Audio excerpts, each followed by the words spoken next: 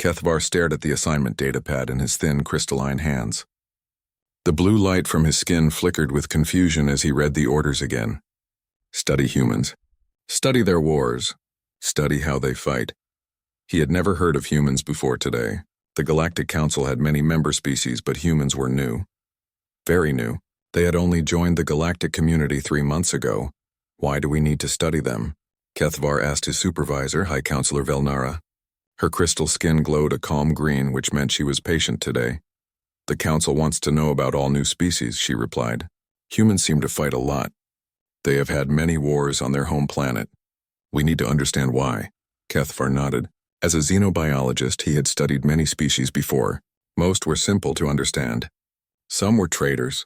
Some were farmers. Some were builders. All were peaceful once they reached the stars. How dangerous can they be? He thought to himself. They just learned to travel between stars. Their technology is basic. Their ships are small. The transport ship to Luna Base took 3 days. Kethvar spent the time reading about humans. They were small creatures, much smaller than his own people. They lived only about 80 years, which seemed very short. Their skin was soft and weak. They had no natural weapons like claws or poison. The files showed pictures of human wars. Kethvar looked at the images with interest. Humans fought with metal sticks that shot small pieces of metal. They rode in metal boxes with wheels. Everything looked so simple and crude. These beings barely know how to make proper weapons, he thought. How did they survive so long? When the transport reached Luna Base, Kethvar felt excited. This would be an easy assignment. He would spend a few weeks studying these weak creatures, write his report, and go home. A human was waiting for him at the docking port. The creature was much shorter than Kethvar, with dark hair and brown eyes. Its skin was a warm tan color and looked very soft. Welcome to Luna Base, the human said. I am Deho. I will be your liaison during your stay. Kethvar's skin flickered blue with surprise. The human spoke perfect galactic standard. Most new species took years to learn the language properly. Thank you, Kethvar replied. I am looking forward to learning about your people. Deho smiled, showing white teeth. We are happy to help. Come, let me show you to your quarters. As they walked through the base, Kethvar noticed how clean and organized everything was. The hallways were straight and efficient. Signs were clear and easy to read. Everything had a purpose. The base is well designed, Kethvar said. Thank you, Deho replied. We try to keep things simple and functional. They passed several humans in the corridors. Each one nodded politely to Kethvar. They all wore the same gray uniforms. They all walked with the same steady pace. They all looked alert and aware of their surroundings. Interesting, Kethvar thought. They move like they are always ready for something. His quarters were small but comfortable. The bed was too short for his tall frame, but the desk was perfect for his work. A computer terminal was already set up with access to human military files. Tomorrow you will meet Dr. Hai Jin, Deho said. She is our anthropologist. She will help you understand our culture and history. And I will get to study your military records? Kethvar asked. Of course. We have nothing to hide. You can see all of our public military history. We want the galaxy to understand us. After Deho left, Kethvar began reading the files. The humans had an incredible number of wars. Big wars, small wars, civil wars, world wars. They fought over land, resources, ideas, and religion. They seemed to fight over everything. But what surprised him was how they talked about these wars. The reports were cold and factual. Numbers of dead. Strategies used. Victories and defeats. They wrote about killing like other species wrote about farming. 2 million casualties in the Battle of Gettysburg, he read. Acceptable losses for strategic gain. Acceptable losses? Kethvar's skin turned purple with shock. His people would never call any death acceptable. Life was precious. Every life mattered, he kept reading. The humans had something called suicide missions, soldiers who went into battle knowing they would die. And other humans volunteered for these missions. They wanted to die for their cause. This makes no sense, Kethvar whispered to himself. Why would anyone choose to die? The next morning, Dr. Hee-jin arrived at his quarters. She was a small human female with long black hair and kind eyes. She carried a large bag full of books and data pads. Good morning, Kethvar, she said with a warm smile. I brought some materials to help you understand human nature. They spent the morning in a conference room. Hee-jin showed him pictures of human cities, families, and daily life. The humans looked peaceful and happy. Children played games. Adults worked together. Families ate meals and laughed. Your people seem very social, Kethavar observed. You work well together. Yes, cooperation is very important to us, Hyejin agreed. We learned long ago that we are stronger together than alone. But why do you fight so much? Why so many wars? Hyejin paused for a moment. Her expression became serious. We fight to protect what we love. Our families, our homes, our way of life. When someone threatens those things, we have to fight back. But surely negotiation is better than violence. Sometimes yes. But some enemies cannot be reasoned with. Some threats must be stopped with force. That afternoon, Daeho took Kethavar to observe a military training exercise. They stood in an observation room overlooking a large training floor. Below them, human soldiers ran through combat drills. This is just basic training, Daeho explained. New soldiers learning the fundamentals. Kethavar watched with growing unease. The humans moved fast and smooth. They worked together like parts of a machine. When one soldier fell during the drill, others immediately covered his position. They never stopped moving. They never stopped watching for threats, but what disturbed him most was their faces. During the exercise, the friendly, smiling humans he had met became something else. Their eyes were cold and focused. Their movements were precise and deadly. They looked like predators hunting prey. Are they always this intense during training? Kethavar asked. This is actually quite relaxed, Daeho replied. You should see them during combat simulations. When the training ended, the soldiers immediately returned to their normal behavior. They laughed and joked with each other. They helped the fallen soldier to his feet. They became friendly and warm again. The change was so fast and complete that Kethavar wondered if he had imagined it. That evening, alone in his quarters, Kethavar began his first report. He described the humans as an interesting species with a history of conflict. He noted their cooperation and social nature. He mentioned their quick language learning and organized society. But he also wrote about the training exercise, about the cold eyes and predatory movements, about how quickly they could change from friends to warriors. As he finished writing, Kethavar looked out the window at Earth in the distance. The blue and white planet looked so peaceful from space. It was hard to believe that such a beautiful world had produced such an unsettling species. Maybe I am overthinking this, he told himself. They are just a young species learning to be civilized. In time, they will become peaceful like the rest of us. But as he tried to sleep that night, Kethavar could not forget the look in those soldiers' eyes during training. It was the look of creatures who knew exactly how to kill. 3 weeks into his study, Kethavar received an unexpected invitation. Commander Taewoo wanted him to observe a real military operation. It is just a peacekeeping mission, Daeho explained as they prepared to leave Luna Base. Pirates have been attacking mining ships near Kepler Station. We are going to stop them. Kethavar felt excited. This would be perfect for his research. He could see how humans handled real conflict, not just training exercises. The military transport ship was much bigger than the passenger ship that brought him to Luna Base. Everything inside was gray and functional. Soldiers moved through the corridors with purpose. They carried weapons and wore thick armor. Are you expecting heavy fighting? Kethavar asked Daeho. Probably not. Pirates usually run when they see military ships. This should be simple. Kethavar was assigned to observe Squad 7 led by Sergeant Jin Woo. The squad had 12 soldiers, including a medic named So Young, and a young soldier called Woo Jin who looked barely old enough to fight. Jin Woo was a quiet man with serious eyes. When he spoke, his voice was calm and steady. Stay close to us, he told Kethavar. Do exactly what we tell you. If shooting starts, get down and stay down. I understand, Kethavar replied. I am just here to observe. The squad members were friendly enough. They joked with each other and shared pictures of their families. Woojin showed Kethavar a photo of his girlfriend back on Earth. So Young talked about her medical training. They seemed like normal people.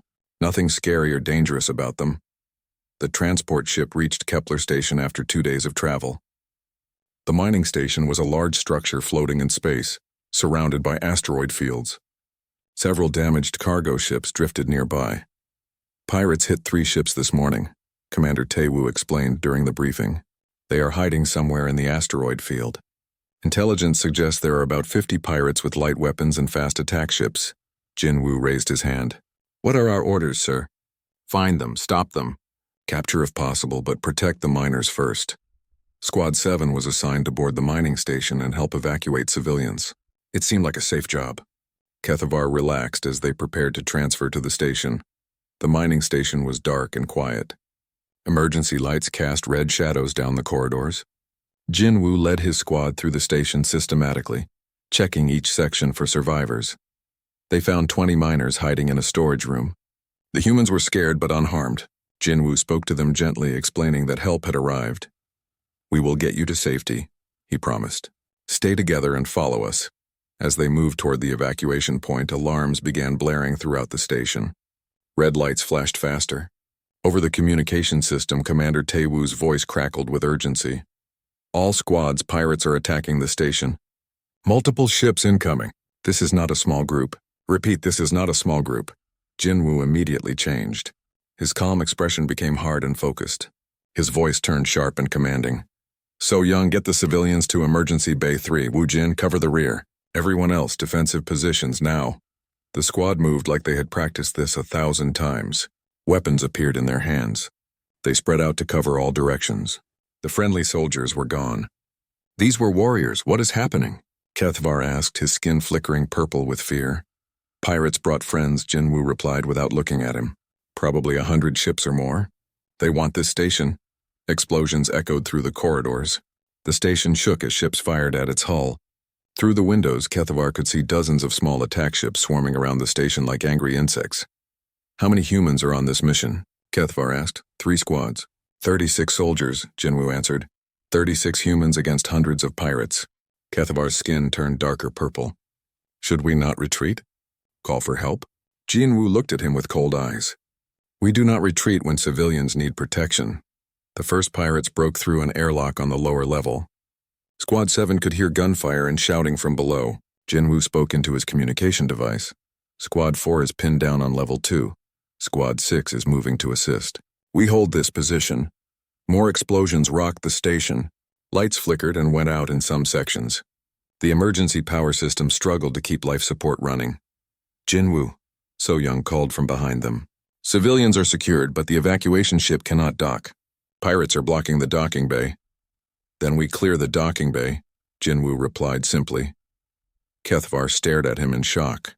"You want to attack hundreds of pirates with 12 soldiers?" "Not attack, clear, different strategy." Jinwoo gathered his squad around him. They huddled together while he explained the plan quickly and quietly. Kethavar could not hear everything, but he caught words like distraction, flanking, and covering fire. "Questions?" Jinwoo asked when he finished. No one had questions. They all nodded and checked their weapons. "What about me?" Kethavar asked. "Stay with So Young. Do not get in our way." The squad split into 3 groups. Jinwoo took 4 soldiers and headed toward the main corridor. 3 others went through the maintenance tunnels. The last group stayed to protect Kethavar and any civilians who might still be hiding. Kethavar crouched behind a metal barrier with So Young and watched through a window as the battle began. Pirates in makeshift armor were setting up weapons in the docking bay. They had heavy guns and energy shields. Jinwoo's group appeared at the far end of the bay. They moved from cover to cover, firing precise shots at the pirates. Each shot hit its target. Pirates fell one by one, but there were so many of them. For every pirate that fell, 2 more took his place. Jinwoo's small group was quickly surrounded. "They are going to die," Kethavar whispered. "Watch," So Young replied calmly. The second group of humans appeared behind the pirates, coming through the maintenance tunnels. They threw small explosive devices into the pirate positions. Confusion spread through the pirate ranks as explosions went off around them. In the chaos, Jinwoo's group pushed forward aggressively. They did not retreat or take cover. They charged straight into the confused pirates, firing constantly. Kethavar watched in horror and fascination. The humans moved like predators in a pack. They covered each other perfectly. When one human ran out of ammunition, another was already in position to continue firing. They communicated without speaking, reading each other's movements like they shared one mind. The pirates began to panic. These were not the soft, weak humans they expected. These humans fought like demons. They showed no fear, no hesitation. They just kept coming. Then disaster struck. A pirate with a heavy weapon caught Wu Jin in the open. The young soldier cried out and fell, blood spreading across his armor. "Wu Jin is down," Someone shouted over the communication system. So Young immediately stood up. I have to get to him. Wait, Kethvar grabbed her arm. There are too many pirates. You will die. So Young looked at him with the same cold eyes he had seen during training. I do not leave soldiers behind. She ran into the battle without hesitation. Pirates shot at her as she sprinted across the docking bay. Energy bolts burned past her head. Metal fragments exploded around her feet. She reached Wu Jin and immediately began treating his wounds right there in the middle of the firefight. She did not take cover. She did not hide. She just worked on her patient while bullets flew around them. Jin Wu saw what was happening. His voice came over the communication system, calm and deadly. All squads converge on the docking bay. No prisoners. What happened next made Kethvar's crystalline skin turn the darkest purple he had ever seen. The humans stopped fighting like soldiers and started fighting like something else entirely. They moved faster. They hit harder. They showed no mercy. Pirates who tried to surrender were ignored. Pirates who tried to run were hunted down. The humans swept through the docking bay like a force of nature. In 10 minutes, it was over. Every pirate in the docking bay was dead or unconscious. The humans had won against impossible odds, but the cost was visible on their faces. Wu Jin lay dying in So Young's arms despite her best efforts. The young soldier who had shown Kethvar pictures of his girlfriend was bleeding out on the cold metal floor. I cannot stop the bleeding. So Young whispered, tears running down her face. I am sorry, Wu Jin. I'm so sorry. Wu Jin smiled weakly. Tell my family I died protecting people. Tell them I was brave. You were the bravest, Jin Wu said, kneeling beside the dying soldier. We will remember. Wu Jin closed his eyes and stopped breathing. So Young continued to work on him for several more minutes, but it was hopeless. When she finally stopped, something changed in the remaining soldiers.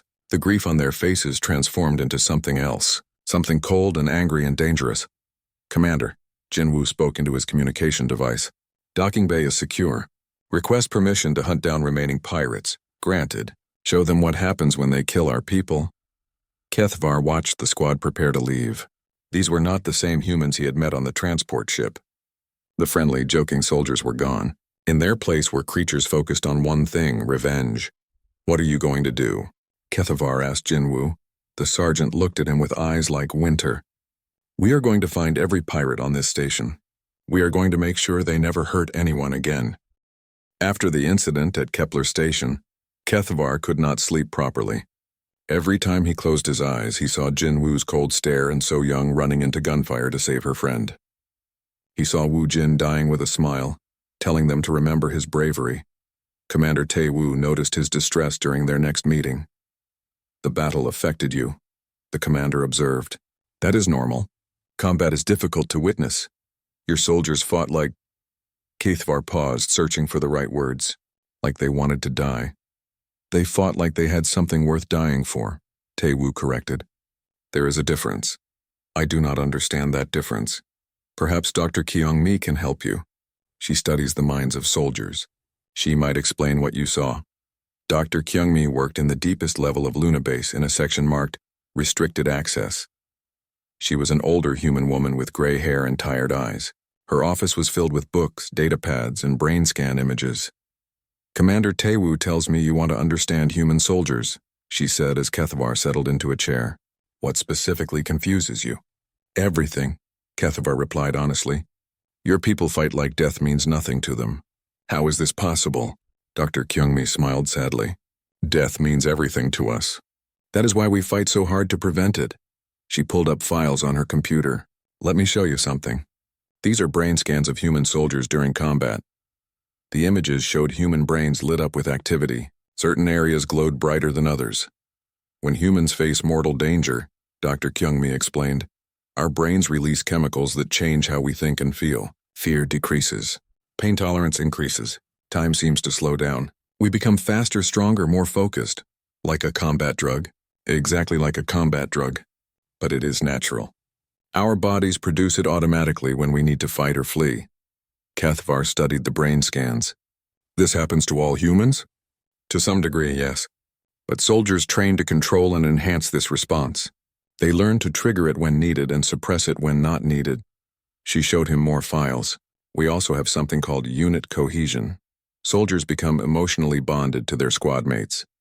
They will risk their own lives to protect the group. Like family bonds? Stronger than family bonds. Soldiers who serve together often become closer than brothers and sisters. They trust each other completely. Dr. Kyungmi opened another file. And then there is what we call righteous anger. When humans see innocents being hurt or when their friends are killed, they can enter a state of controlled fury. All fear disappears. All hesitation vanishes. They focus entirely on stopping the threat. Kethvar thought about Jin Woo's expression after Wu Jin died. The sergeant became very different after his soldier was killed. Yes, Jin Woo entered a state we call cold rage. Not wild or uncontrolled, but calm and deadly. In that state, humans can do things that seem impossible. Is this common? Every human has this capacity. We are born with it. Civilization teaches us to control it, but war brings it out again. Over the following days, Dr. Kyungmi gave Kethvar access to classified military psychological files. What he read made his crystalline skin turn purple with shock again and again. Human soldiers were tested and trained in ways that seemed cruel. They were put through extreme stress to see how they would react. They were forced to make terrible choices between saving one person or saving many. The files contained interviews with soldiers from Earth's wars. Veterans who had fought in places with names like Vietnam, Iraq, Afghanistan, and Korea. Their stories were disturbing. One soldier described fighting for 3 days without sleep while surrounded by enemies. Another talked about carrying a wounded friend for 20 miles through jungle while being hunted. A third explained how she continued fighting even after being shot multiple times. We do what we have to do, they all said in different ways. Someone has to protect the innocent, but the most disturbing files were about something called acceptable losses. Human military leaders regularly sent soldiers on missions knowing that some would not return, and the soldiers knew this too but went anyway. Kethvar read about the Normandy invasion, where human generals knew thousands of soldiers would die on the beaches. They sent them anyway because the mission was more important than individual lives. He read about suicide missions where volunteers flew explosive-filled aircraft into enemy ships, destroying themselves to save others. Hundreds of humans had volunteered for these missions. How can any species think this way? He whispered to himself as he read. The answer came when he met General Dong-hyun, an elderly human who had fought in Earth's last global conflict before they reached the stars. You want to understand human warfare? The general asked, studying Kethvar with sharp eyes. It is simple. We learned long ago that some things are more important than living. What could be more important than life? The lives of others. The future of our children. Freedom, justice, hope. General Dong-hyun showed him tactical maps from ancient battles. Look at this. The Battle of Stalingrad. 1 million human soldiers died in that single battle. 1 million. Do you know why they fought so hard? Kethvar shook his head. Because if they lost, their families would be enslaved or killed. So they fought until they had nothing left to fight with. They fought with broken weapons. They fought without food. They fought when they were dying. The general opened another file. Here, the Warsaw Ghetto Uprising. A few hundred humans with almost no weapons fought against thousands of well-armed enemy soldiers. They knew they would lose. They knew they would all die. But they fought anyway. Why? Because dying on your feet is better than living on your knees. Kethvar spent hours with General Dong-hyun, learning about human military history. Every story was the same. Humans facing impossible odds. Humans choosing to fight rather than surrender. Humans dying to protect others. Your species seems to prefer death to defeat, Kethvar observed. Not prefer, the general corrected, but we accept it when necessary. Death is final, but defeat can last forever.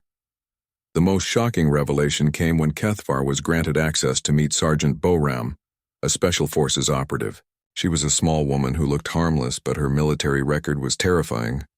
I heard you want to understand combat psychology, she said casually as they sat in the base cafeteria. What do you want to know? I read your file. You held a defensive position alone for 72 hours. How is that possible? Boram shrugged like it was nothing special. The mission required it. Civilians were evacuating behind my position. Someone had to buy them time. You killed more than 200 enemy soldiers by yourself. 237, she corrected. I counted. Were you not afraid? Terrified. Fear keeps you alive. But I had a job to do. Kethavar stared at her. This small, quiet woman had single-handedly held off an army. How did you continue fighting when wounded? Pain is just information. My body was telling me about damage, but the damage was not immediately fatal. So I kept working. Working? Killing the enemy. Protecting the civilians. Doing my job. Boram spoke about mass killing like other people talked about their daily work. She was calm, professional, almost bored. The casual way she discussed violence made Kethavar's skin turn the darkest purple yet. Do you feel guilt about the soldiers you killed? He asked. They were trying to kill innocent people. I stopped them. I feel good about that. But they had families too. People who loved them. Boram's expression hardened slightly. They should have thought about that before they chose to hurt innocents. Actions have consequences. That night, alone in his quarters, Kethavar tried to process everything he had learned. Humans were not just warriors. They were something far more dangerous. They had turned violence into a science. They studied killing like other species studied art or music. They trained their children to be soldiers from an early age. Every human civilian had some form of combat training. But worse than their skill at violence was their willingness to use it. They did not fight for conquest or glory. They fought for ideas, for principles, for people they would never meet. This made them unpredictable. A species that fought for territory could be negotiated with. A species that fought for resources could be reasoned with. But a species that fought for beliefs? For justice? For the protection of others? Such a species might fight forever. Kethavar opened his computer and began writing his report. But how could he explain what he had learned? How could he make the Galactic Council understand that humans were not just another warrior species? They were apex predators who had learned to work together. They were killers who chose their targets based on morality rather than benefit. They were creatures who would die to protect complete strangers. As he wrote, Kethavar realized something that made his crystalline blood run cold. Every story he had heard, every file he had read, every human he had interviewed, they all shared one common theme. Humans did not just fight to win. They fought to protect what they loved. And now, as members of the Galactic Council, humans loved the entire galaxy.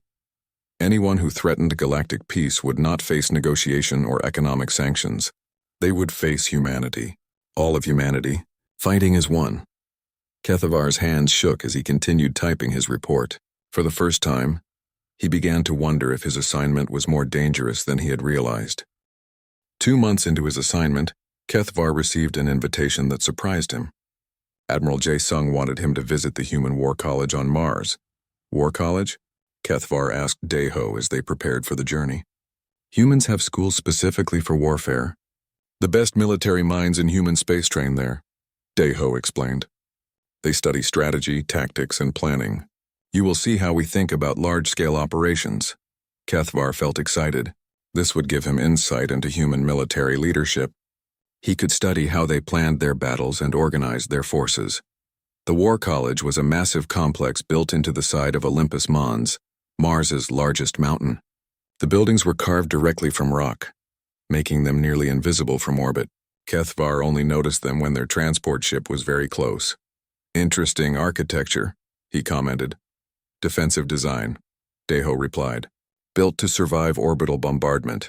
Are you expecting someone to attack Mars? We prepare for all possibilities. Admiral Jae-sung met them at the landing pad. He was a tall, stern man with gray hair and calculating eyes. He moved with the precise steps of someone accustomed to command. Welcome to the War College, he said, shaking Kethavar's hand. We are honored to have a Galactic Council observer here. Thank you for this opportunity, Kethavar replied. I look forward to learning about human military education.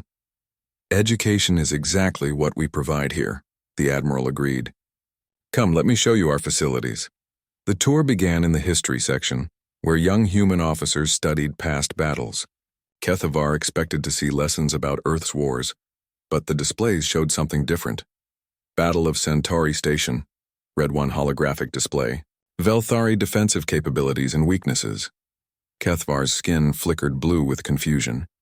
Why are you studying my people's military capabilities? Academic interest, Admiral Jae-sung replied smoothly. We study all galactic species to better understand our new neighbors. They moved to another display. Zephyrian fleet tactics, strengths, and vulnerabilities. And another. Crystalline entity armor analysis. Penetration methods. Kethvar realized with growing alarm that every display focused on how to fight galactic species, not how to cooperate with them. This seems less like academic interest and more like... He paused, searching for diplomatic words. Intelligence gathering? Admiral Jae-sung finished. Perhaps. But knowledge is never dangerous by itself. Only the application of knowledge can be dangerous. They entered a classroom where Colonel Eun-ji was teaching advanced strategy to human officers. She was explaining something called asymmetric warfare, using star charts and tactical displays. When facing a technologically superior enemy, she explained to her students, direct confrontation is suicide. Instead, you target their weaknesses. Supply lines, communication networks, leadership structures, non-military targets that support their war effort. One student raised his hand. What if the enemy has vastly superior firepower? Then you do not fight their firepower. You fight their will to use it. Make the cost of victory too high. Make them question whether winning is worth the price. Kethvar listened with growing unease. This was not theoretical discussion. The colonel was teaching practical methods for defeating advanced civilizations. Colonel Eun-ji, Admiral Jae-sung interrupted. We have a special observer today. Perhaps you could explain your current research project. The colonel smiled at Kethvar. Of course. We are studying historical examples of how primitive civilizations defeated advanced ones. The Mongols conquering China, Vietnamese fighters defeating American technology, Afghans outlasting Soviet occupation. The pattern is always the same, she continued. Advanced civilizations become dependent on their technology. They forget how to fight dirty. They follow rules that their enemies ignore. What do you mean by fighting dirty? Kethvar asked, though he was not sure he wanted to know the answer. Total warfare, attacking not just military targets but everything that supports the enemy's ability to fight. Infrastructure, industry, civilian morale, political leadership. That sounds like terrorism. One person's terrorism is another person's resistance movement. History is written by the winners. After the class, Admiral Jae-sung took Kethvar to meet Captain Dongwoo, the head of intelligence analysis. His office was filled with detailed files on every species in the Galactic Council. Captain Dongwoo specializes in xenobiology warfare applications, the Admiral explained. He studies how to adapt our weapons and tactics for use against non-human opponents. Captain Dongwoo was a quiet man with intense eyes. He pulled up holographic displays showing detailed anatomical charts of various alien species. Each species has unique biological vulnerabilities, he explained matter-of-factly. For example, the Zephyrians are silicon-based. Certain chemical compounds that are harmless to humans would be deadly to them. Kethvar's skin turned purple with shock. You are developing biological weapons? We are studying biological possibilities, the captain corrected. Knowledge for its own sake. Show him the sonic frequency research. Admiral Jae-sung suggested. Captain Dongwoo pulled up another display showing crystalline structures being shattered by sound waves. Your people's crystalline biology is fascinating. We discovered that specific sonic frequencies can cause resonance cascade failures in crystalline matrices. Kethvar stared at the display in horror. The crystalline structures being destroyed looked exactly like Velthari body tissue. This could kill my entire species, he whispered. Theoretically, yes, Captain Dongwoo agreed. But this is just academic research. We have no intention of using such knowledge. Then why develop it? Because someone else might develop it first. We need to understand all possibilities. The captain showed him more files, psychological profiles of alien leaders, economic vulnerabilities of different galactic civilizations, detailed maps of alien homeworlds with strategic targets marked. You have been studying us since before you joined the Galactic Council, Kethvar realized. We study everyone, Admiral Jae-sung confirmed. Your people, the Zephyrians, the hegemony, the Trade Federation, every species we encounter. But why? Because knowledge is power, and power keeps our people safe. They showed him the Strategic Planning Center, where human officers worked on massive holographic displays showing the entire galaxy. Ship movements, trade routes, military bases, and resource locations were all tracked in real time. We monitor everything, explained the duty officer. We know where every major fleet is located. We track economic patterns. We watch for signs of instability or aggression. Kethvar studied the display with growing horror. You are not just monitoring, You are preparing. Preparing for what? Admiral Jae Sung asked innocently. For war. Against everyone. The Admiral's expression did not change. We prepare for all possibilities. Hope for the best, plan for the worst. But the Galactic Council is peaceful. There has not been a major war in over 1,000 years. Exactly, the Admiral replied, which means one is overdue. That evening, Kethvar was given access to the War College's classified archives. What he found there shattered his remaining illusions about human nature. The humans had not just been studying galactic civilizations. They had been preparing detailed invasion, plans for every major world in the galaxy. Operation Starfall, conquest of the Velthari homeworld. The file contained detailed analysis of his people's military capabilities, economic infrastructure, and social weaknesses. It outlined exactly how a human force could conquer his entire civilization. Similar files existed for every species. Operation Deep Strike for the Zephyrian core worlds. Operation Golden Web for the Trade Federation. Operation Iron Tide for the Hegemony. Each plan was detailed and comprehensive. Landing sites. Target priorities. Psychological warfare tactics. Post-conquest occupation strategies. The humans had thought of everything. But the most terrifying discovery was a file marked Operation Unity. It outlined how humanity could simultaneously attack all major galactic civilizations at once, preventing them from forming alliances against human expansion. The plan was brilliant and terrifying. Strike fast, strike hard, strike everywhere at once. By the time the galactic species realized what was happening, it would be too late to coordinate a defense. Kethvar's hands shook as he read the estimated timeline. Phase 1 complete within 6 months. Phase 2 complete within 2 years. Total galactic dominance achieved within 5 years.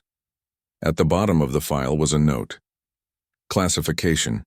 Theoretical contingency planning only. Not approved for implementation. Review annually for updates. Theoretical. The humans called plans for galactic conquest theoretical. The next morning, Captain Dongwu approached Kethvar during breakfast. I heard you accessed the classified archives last night, he said casually. Interesting reading? Those Kethvar began, then stopped. His skin was flickering purple rapidly. Are just plans, the captain finished. We have plans for everything. Alien invasion. Asteroid impacts. Solar flares. Economic collapse. It is what we do. But those are plans for conquering the galaxy. Yes. We also have plans for defending the galaxy against external threats. Plans for evacuating Earth if necessary. Plans for terraforming dead worlds. We plan for every scenario we can imagine. The other species do not know about these plans. Kethvar sat in his quarters on Luna Base, staring at his final report. 3 months of research. 3 months of studying humanity's capacity for warfare. 3 months of discovering that the galaxy's newest members were possibly its most dangerous. How could he explain what he had learned? How could he make the Galactic Council understand that humans were not just another peaceful species seeking trade and cooperation? His crystalline fingers hovered over the keyboard as he tried to find the right words. Every sentence he wrote seemed inadequate. How do you tell an entire galaxy that they might have invited wolves into their home? A soft chime indicated someone was at his door. Kethvar opened it to find a human he had never seen before. The man was average height with kind eyes and a warm smile. He wore civilian clothes, not a military uniform. Hello, Kethvar, the man said. My name is Ji-hoon. I am with the diplomatic corps. May I come in? Kethvar's skin flickered with uncertainty. Of course. How can I help you? Ji-hoon entered and looked around the quarters with interest. Nice setup. I hope you have been comfortable during your stay. Very comfortable, thank you. I understand you are finishing your report on human military capabilities. Kethvar's skin shifted to pale blue. Yes, I'm nearly done. Excellent. I was hoping we could discuss some of the conclusions you might be reaching. There was something in Ji-hoon's tone that made Kethvar nervous. The human seemed friendly enough, but there was a watchful quality to his eyes. What specifically did you want to discuss? Kethvar asked carefully. Well, I have been reading your preliminary notes. Fascinating observations, but I noticed some misunderstandings about human nature. Misunderstandings? Ji-hoon sat down without being invited. You seem to view humans as uniquely aggressive or dangerous. But every species has a capacity for violence when threatened. Humans are no different. The things I have seen suggest otherwise. What things? Cathvar hesitated. Something about this conversation felt wrong. The battle at Kepler Station. The training exercises.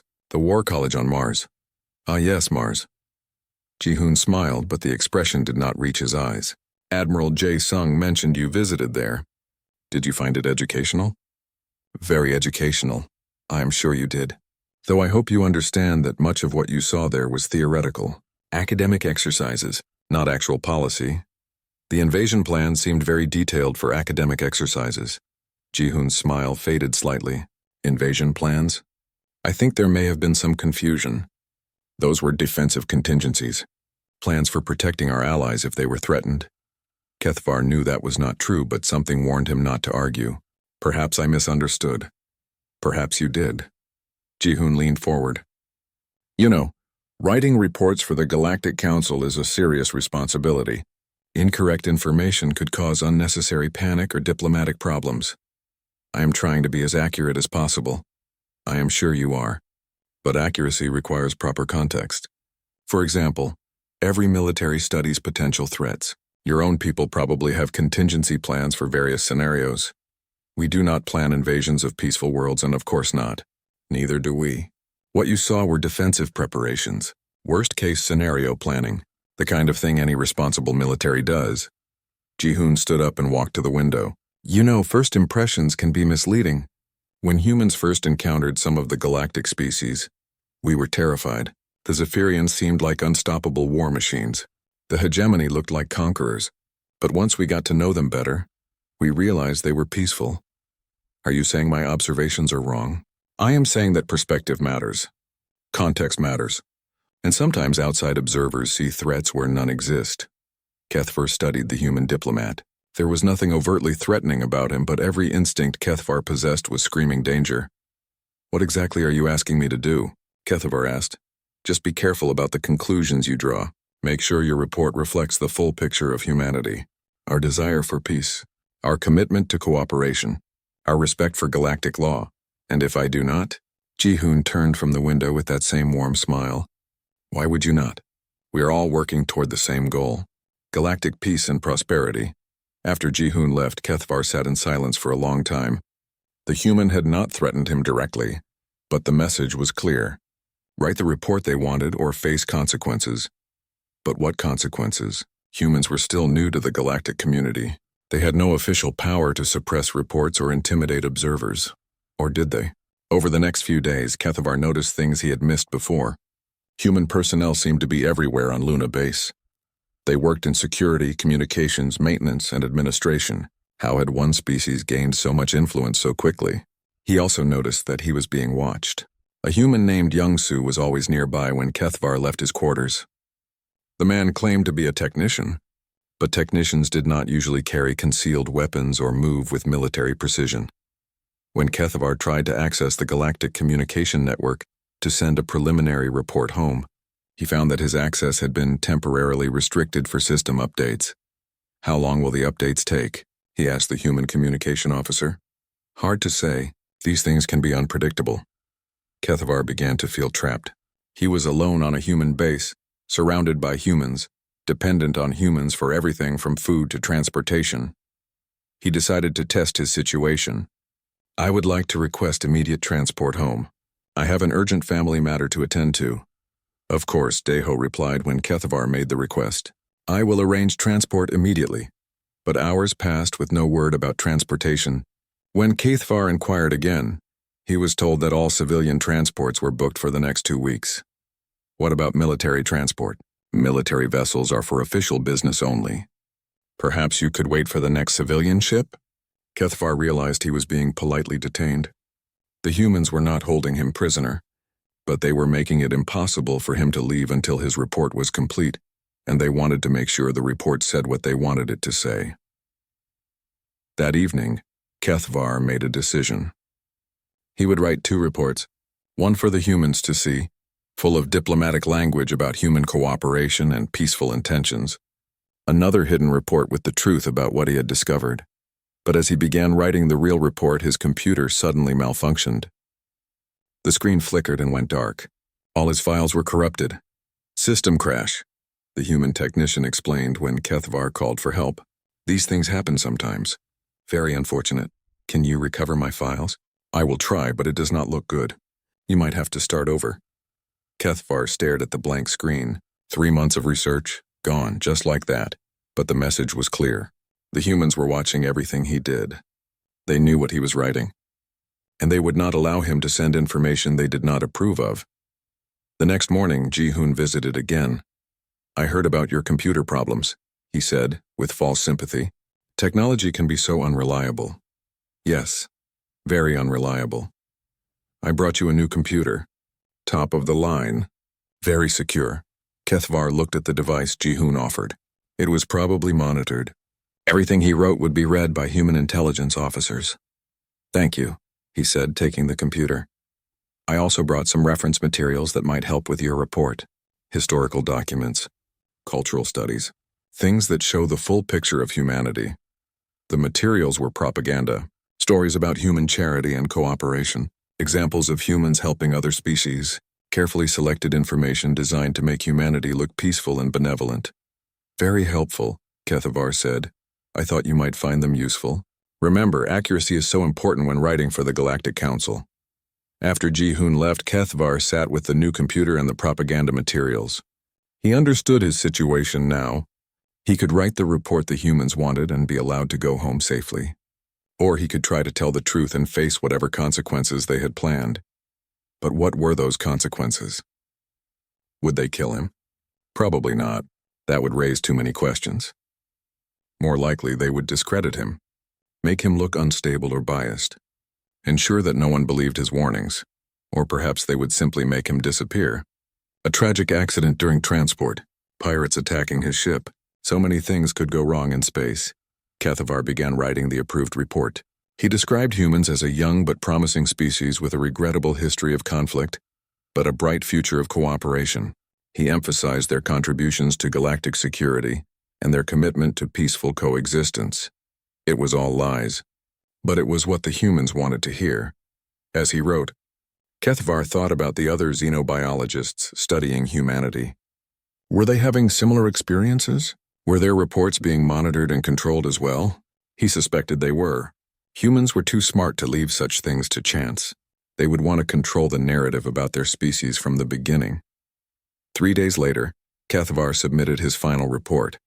It passed human approval quickly, and he was immediately granted transport home. But as his ship prepared to leave Luna Base, Kethvar made one last observation that chilled his crystalline blood. Young Su, his constant shadow, was boarding the same transport.